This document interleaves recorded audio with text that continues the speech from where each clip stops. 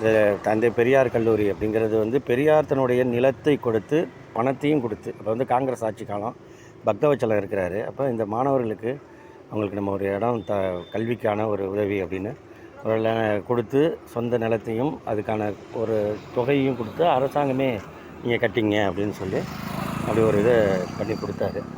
இன்றைக்கு அதுதான் வந்து இந்த பெரியார் கல்லூரியாக, கலை மற்றும் அறிவியல் கல்லூரியாக, அதுவும் அட்டானமஸ் கல்லூரியாக சிறந்து விளங்குகிற ஒரு கல்லூரிகள் ஒன்றாக இருக்குது. நிறைய மாணவர்கள் இந்த பகுதியில் இருந்த மாணவர்கள், அன்றைக்கு இருந்த ஏழை மாணவர்கள், பிற்படுத்தப்பட்ட பட்டியலின மக்கள் இந்த சமுதாயத்தை சேர்ந்த மாணவர்களுக்கெல்லாம் படிக்க ஒரு வாய்ப்பாக இப்போ உருவானுச்சு.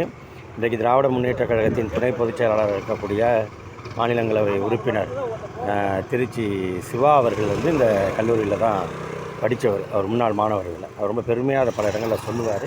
இன்றைக்கும் பழைய அந்த மாணவர்கள் சங்கத்தினர் வந்து இங்கே பல நிகழ்ச்சிகளை நடத்திக்கிட்டு இருக்காங்க.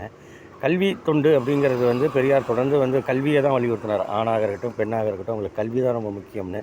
இன்றைக்கி இருபாலர் கல்லூரியாக இது வந்து இந்த பதவி நமக்கு வந்து ஒரு இது கொடுத்துருக்கு.